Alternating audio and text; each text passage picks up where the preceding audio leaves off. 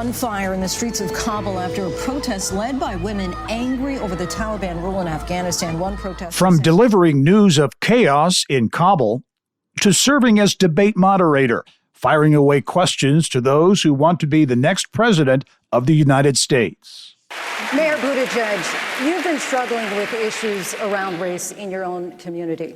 You've also said that anyone who votes to re-elect President Trump is at best looking the other way on racism. Does that sort of talk alienate voters and potentially deepen divisions in our country? Also a concern for people of color is criminal justice reform.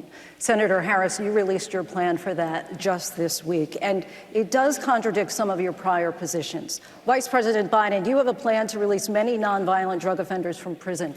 Senator Booker says that your plan is not ambitious enough. Your response? ABC News anchor Linsey Davis experienced a lot as a Hoosier before moving on to the national anchor desk. Federal raid, a local man back taxes, and the federal investigation. Plus, remembering the life of actor Don Knotts. From Indiana's news leader, this is Channel 13 Eyewitness News at 6 o'clock. Good evening. Thanks for joining us. I'm Linsey Davis. Late word this evening. 4 years at WTHR in Indianapolis, covering everything from Hurricane Katrina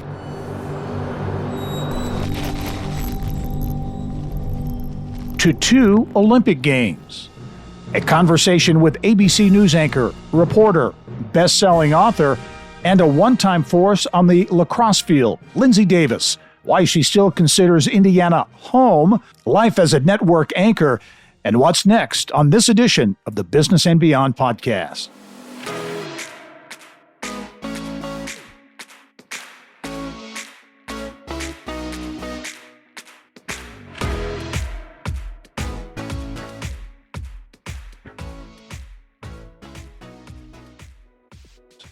Hello and welcome to the Business and Beyond podcast presented by PNC. I'm Gary Dick. Hoosier news junkies should remember the name Linsey Davis. Before she hit the big time at ABC, Linsey spent 4 years as a reporter anchor at WTHR in Indianapolis. Still considers Indy home. She got the call from ABC in 2007 to join the network as a correspondent, which led to her serving as anchor for ABC's News Live Prime, the network's first ever streaming evening newscast. Not only that, but millions of viewers also watch Linsey every Sunday, anchoring ABC World News Tonight. And I'm pleased to be joined by Linsey Davis from ABC News in New York City. She certainly, I would describe, Linsey, you as not a rising star. You've arrived. It's been really fun for me to watch from Indianapolis your growth and your ascension at the network. How are you? I am great, Gary. It's good to be with you and miss my Hoosier friends. Love to get back to Indianapolis whenever I can.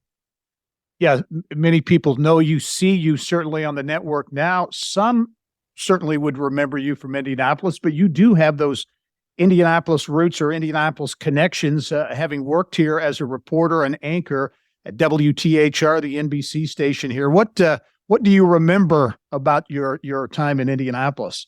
I really loved the people there. I wasn't married. I didn't have a son yet. And so I really spent a lot of time with my colleagues at WTHR. And it was the first time because I moved so much after college. I spent a year in Syracuse. I spent a year and a half in Flint, Michigan. But Indiana, I was there for almost 5 years. So it was the first time I really kind of got to plant some roots and make some friends who are now lifelong friends. And so there was just before I went there, somebody had described Indianapolis as a big town and a small city. And that really was the best description for it. It was like you got to know people in a way that really in a big city, it's just you're more anonymous. And so I really miss that. But that was the thing I loved about Indianapolis. It felt like, and it still does feel like home. Yeah, that's great. You covered a lot of big stories while you were here. Hurricane Katrina, the 2006 Winter Olympics, among others. Were there any stories or experiences here that really stand out that you really remember? Yeah, I mean, Katrina was one of them that I remember driving with John Capademos, who was a photographer. We drove and slept in the truck and, ate granola bars through that ordeal. And I think it was may have been the Doctors Without Borders that we followed, some doctors from Indianapolis there who were treating some of the victims from that. But it really did some great, just slice of life pieces with Steve Rhodes as well, who was a photographer there and still is. I'm trying to remember some in particular. I had a few people who have told me about like great zinger lines and stuff. That was the place that I felt like I was able to really write and really take the time that, once I got to the network, it was very like slam bam. You got to like a slot, you got to fill it. And when I think about Indiana, I've told people, here at the network, even that my best stories I did when I was in Indianapolis, in particular, covering some of those Olympics and really, writing about like the history of the marathon or in Verona, the balcony, because one of the Winter Olympics was held in Verona, Italy, and that's where the Romeo and Juliet supposedly was birthed in Verona, Italy, and we did a story about that. And really just kind of took some time to marry the words and video and use of natural sound and really just some good old fashioned storytelling. Yeah. Teresa Wells Ditton was a key producer at Channel 13 back then. And interestingly enough, executive producer on this podcast and also very involved in our TV show as well. She told me that you also really pushed hard to do a story about cochlear implants. Allowing children to hear. And that struck me too, based on a little bit of research I've done. You strike me as someone who's, passionate about what you do and wants your reporting, your storytelling to make a difference. I assume that was the case in that particular story. 100%. I remember there was a little girl who was getting that cochlear implant, and we were there when she was hearing for the first time. And, she may have been 2 or 3 years old by that point. But so can you just imagine if you waited for years at that point to something that we all take for granted, just hearing the sounds that are all around us or hearing her mother's voice, that she was a toddler by that point and hearing her mom's voice for the first time. That was really a sentimental one that does stay with me. I'm also remembering The Town That Time Forgot, which was a town that I don't know if it still exists in this way, but it was they called it fast time and slow time. It was like the line, the time zone went right through the middle of the town. And so was it between on the Ohio-Indiana border?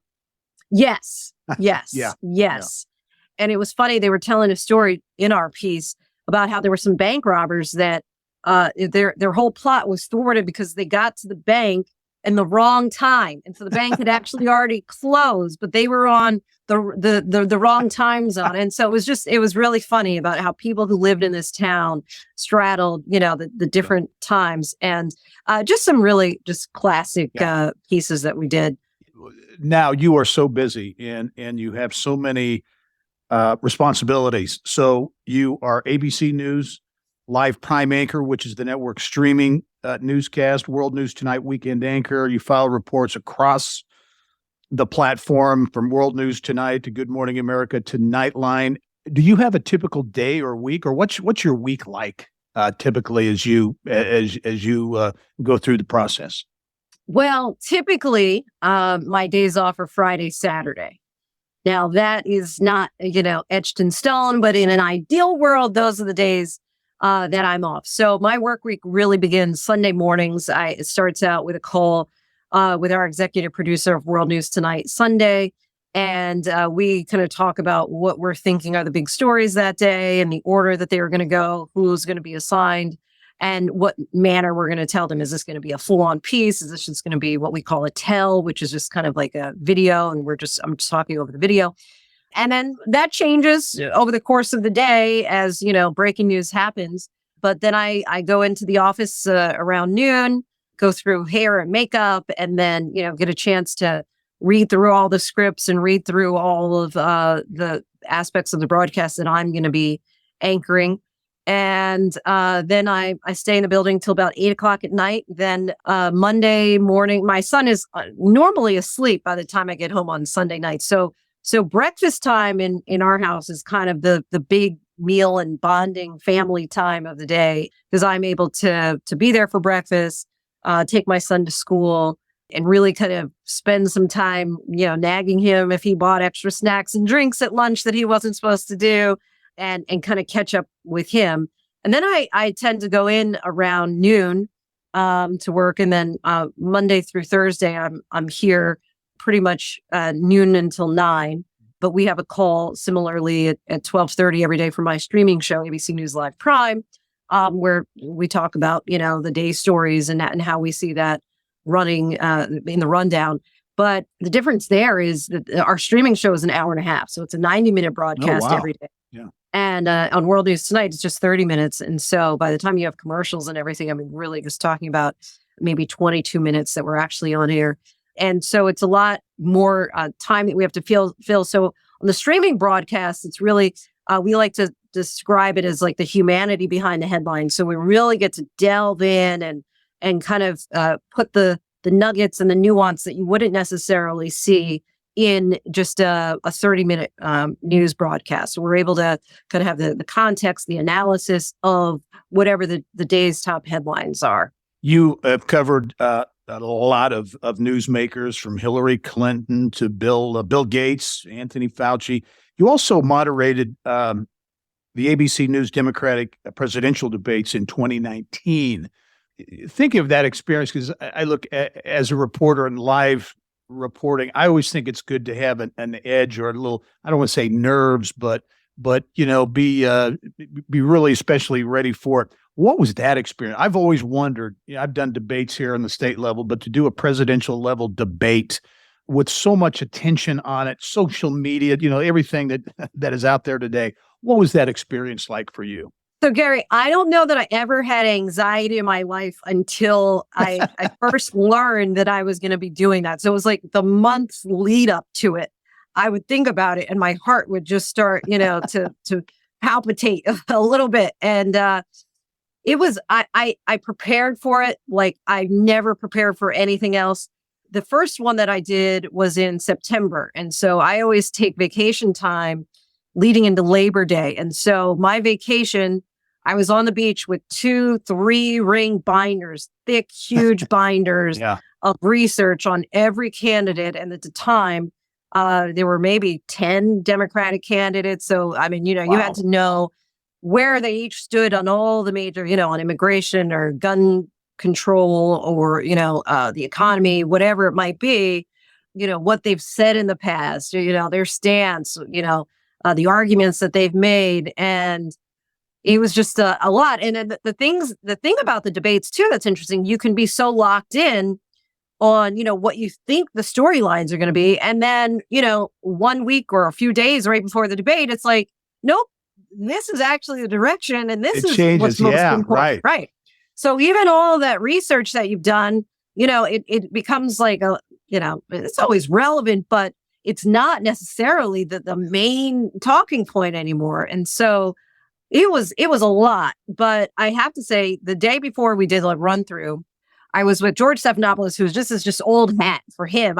George could wake up tomorrow and conduct, the debate. He's ready. And David Muir was on the other side, and David as well. He's done a few of these at this point now, and he's coming prepared. He's going to be locked and loaded. And so, but the day before we did a rehearsal, and I felt some kind of security, kind of, being in between the two of them. And I knew I was prepared. And so I think that there is some confidence and some easing of the nerves that comes with just knowing that, okay, your stuff, and now let's just go with it. Right. Yeah. And then I actually got to the point where I was able to, really have a little fun with it at a certain point, and just, relax and trust that it was going to be okay. Yeah. What is your take, Linsey, on the state of let's say television news in general, but television news?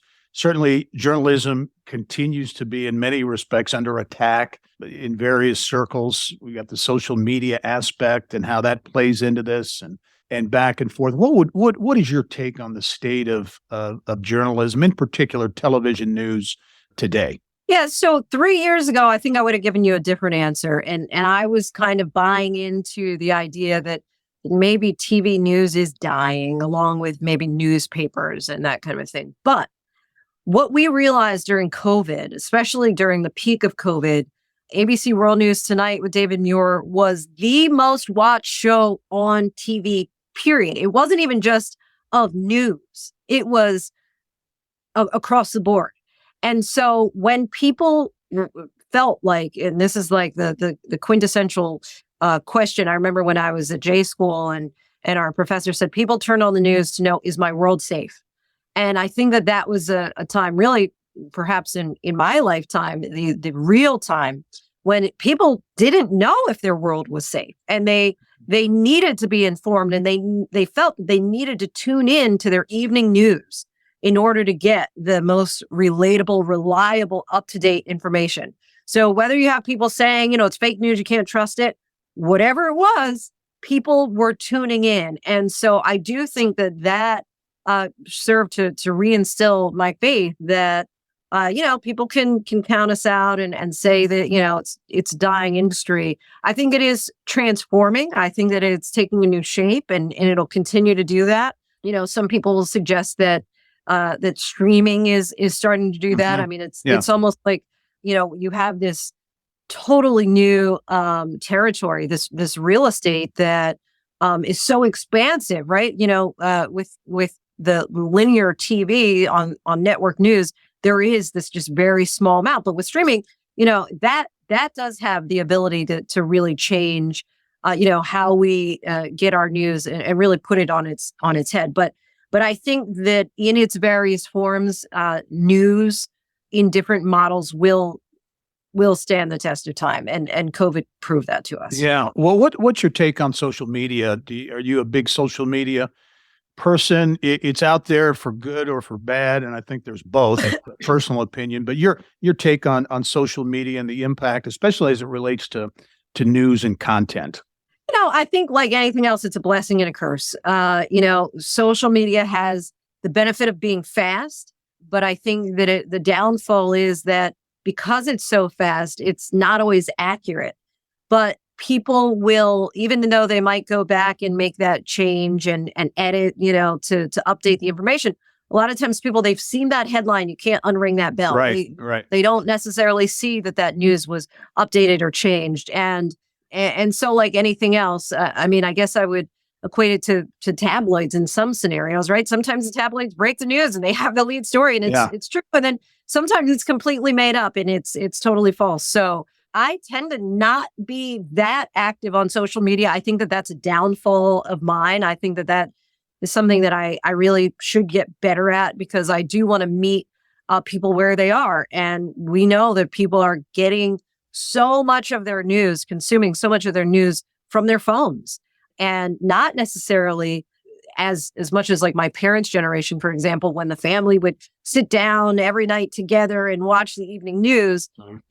People are getting those constant updates throughout the day as they're, getting to their car, getting their, kids together for school, whatever the scenario might be. People are always consuming news. And so I do think that it's important that we meet them where they are. And, even with TikTok or Instagram, I think that it is important for the younger generations to have accurate and up-to-date news that they can trust. Talking with Linsey Davis, ABC News reporter and anchor. And she's not only an Emmy Award-winning journalist, she is an author, a very successful author. We'll get into that and a lot more when the Business and Beyond podcast returns.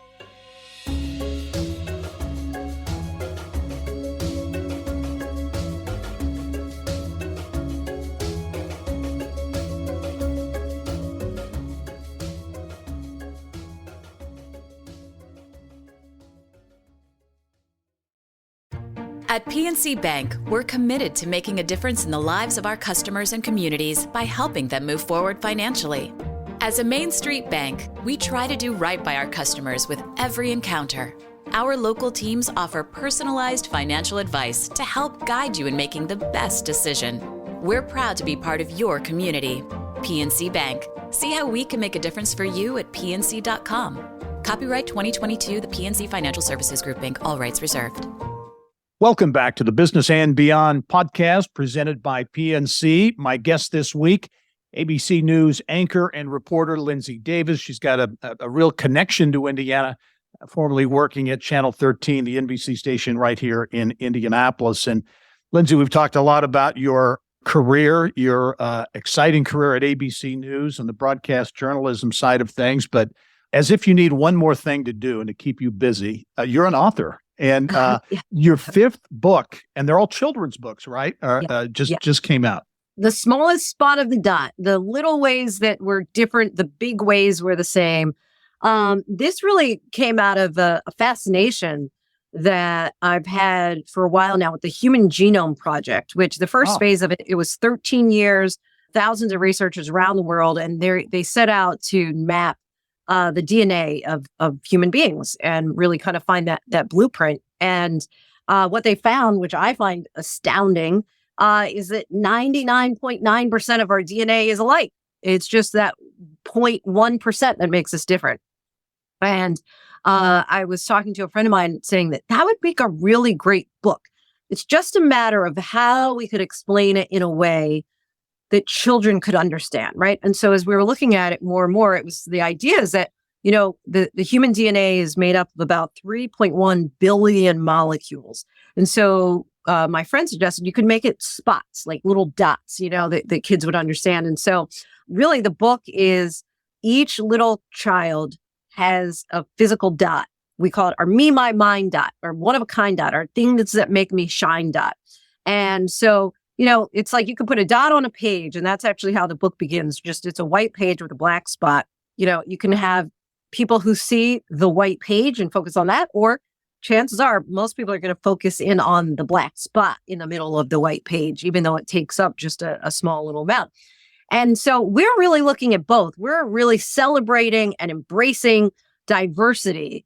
And at the same time that we're all the same, right? We're all one human family. And I started writing children's books because I have a son who's going to be 9 in March.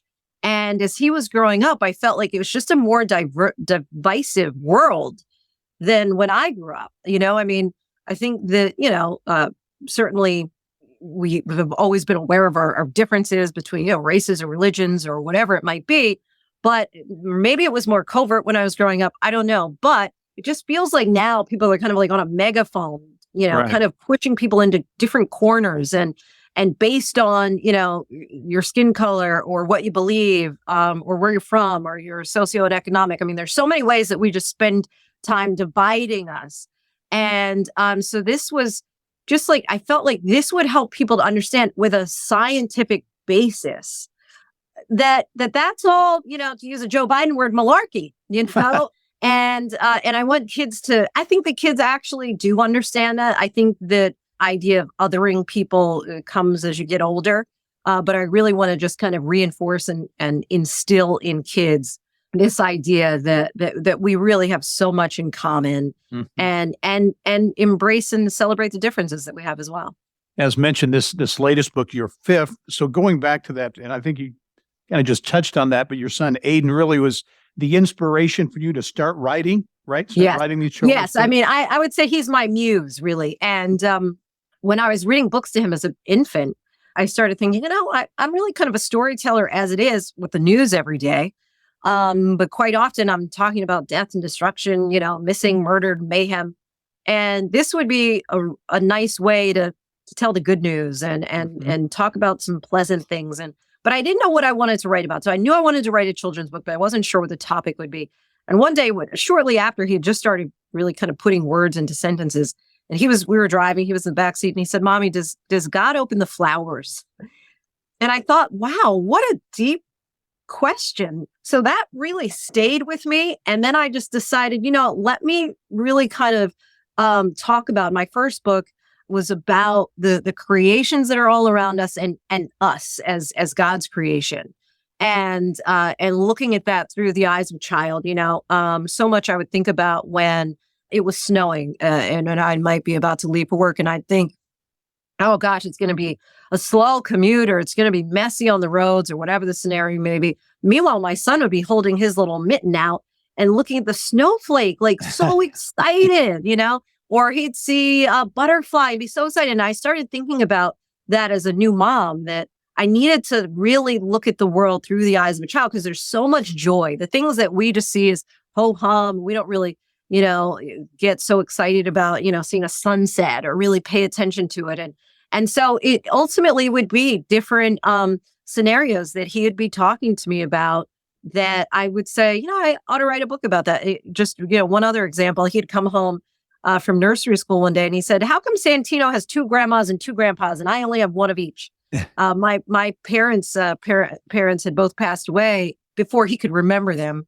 And so he started saying, well, I was explaining that to him, and he said, well, where did they go? And I said, well, they're in heaven. He said, well, I want to go see them. And I thought he meant, I want to see a picture. So I started bringing out pictures and photo albums of them. And they said, no, I want to go to heaven and see them, And so that sparked another book, How High is Heaven? And that, we just had some fun, just kind of listening and being present in my son's life to say, oh, what's my next book about? That's neat. And I know you also want these books to serve as an inspiration to young readers, in particular, young readers of color. Yes. Initially, and I would say that this over the course of the nearly decade now that I've been doing this, it's gotten better. It's really improved because there's a lot more diversity. But I remember the numbers when I was like putting on my reporter hat and did the research. It was like in the 90s, the statistics were that, while more than 90% of protagonists in children's books were white, if you look at the U.S. Census Bureau, more than half of the kids in our country are kids of color. And so there was this major discrepancy there. And for my son, I wanted him to look at books and be able to see himself. There was an essay that I read early on when I first started writing the books that talked about mirrors, windows, and sliding glass doors. And it said that the importance of every children's book, they need to have a mirror so kids can see themselves reflected in the books. They need to have a window so kids can peer into a world that's unfamiliar to their own. And if that window is really successful, it's able to serve as a sliding glass door to essentially transport them into that world. And that if kids don't see themselves when they look at books, they're going to start looking elsewhere. And that's, of course, not what you want. You want kids to have that enthusiasm and interest in reading. And so because I was only seeing, during Black History Month, often, the circle of books of tables in the entryway of the bookstores of books with children of color, I started feeling like, rather than me complain, let me be a part of the solution. And what we have seen is post George Floyd is that publishers are really starting to get hip to this, and parents, I remember there were all these chat boards of white parents, primarily white parents, who were saying, we want to introduce our kids to books with kids of color too, because, quite often it's what you're not familiar with that you fear. Right. And so when you look at people who may live in a community that's not diverse, or maybe their kids don't go to a diverse school or place of worship, but you can start with toys, right? You can start with books and introducing kids to people who may look a little different. And so they don't find people who are different from them as so foreign, right? Because they've already had that exposure early on in their books. Yeah. Yeah. Linsey mentioned your connection to Indianapolis, but you grew up in New Jersey, right? From South Jersey, right outside of Philadelphia. Talk about what was growing up like for Linsey Davis. So I went to a friend's school, which if you guys are not familiar in Indiana, because it was really actually kind of started initially in Pennsylvania, in the Philadelphia area, and kind of spread out mostly on the Northeast corridor. So it's Quakers founded the Friends schools. I'm not a Quaker, but grew up having meeting for worship, which every Wednesday we went and sat in basically a very plain church, just kind of a building with pews in it. And the idea of Quakerism is that the divine spark is in all of us, so that of God is in all of us. And so we don't need a preacher, that basically all of us can just listen to God within us. And so people would just kind of stand up from time to time and kind of say just whatever was on their heart.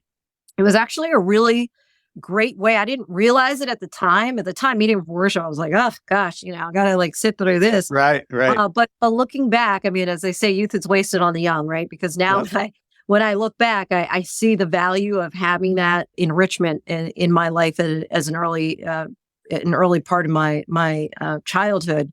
And so I have an older sister. She's 6 years older.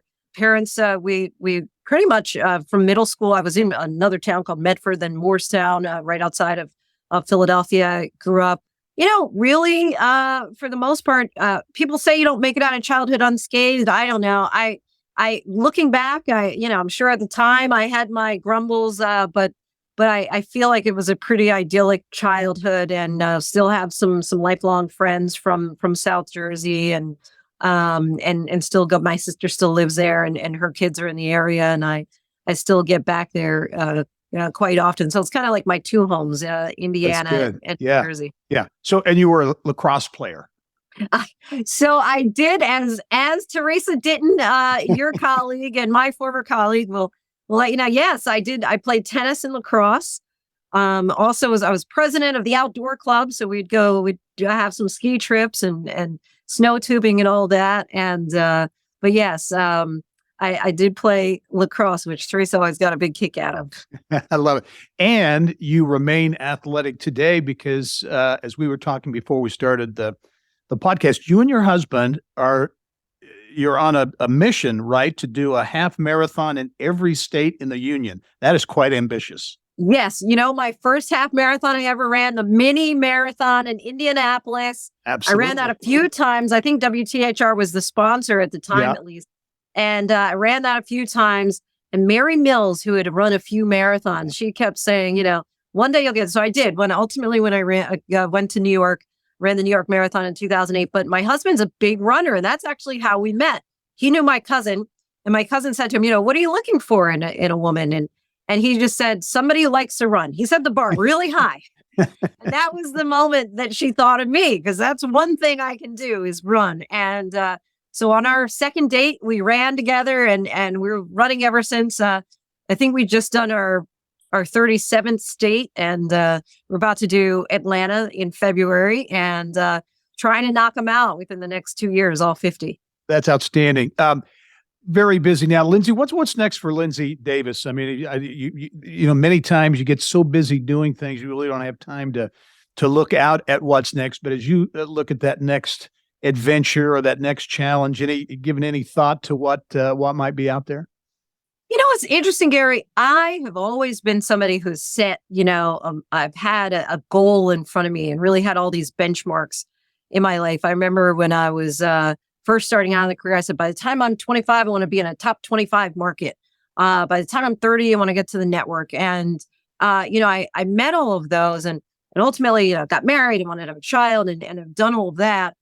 And now for the first time in my life, I'm 45 years old. I'm kind of like at that, maybe the prime of my life, that kind of sweet spot. And for the first time, I don't know what's next. And it's contrary to the way I've lived my whole life, but in a way it's freeing. And it's exciting. I know I still have more to do. I'm looking forward to the future, but I can't say just yet. I don't have that charted out just yet what the next thing is. So we'll see. Stay tuned, as they say, yes. Right? Stand by for news. There you go. Linsey Davis, it's been a real treat to catch up with you. Really appreciate it. Very happy for your continued success. I'm not surprised in the least that you continue to do great things. And I know whatever that is coming up next, it'll be great as well. Thanks for joining us. Gary, thank you so much for having me. You bet. And thank you for joining us on this episode of the Business and Beyond podcast presented by PNC. It's a weekly conversation with achievers in business, sports, entertainment, and beyond. And you can download all of our episodes and get Indiana business news 24/7 at InsideIndianaBusiness.com. Thanks for joining us. I'm Gary Dick. We'll see you next time.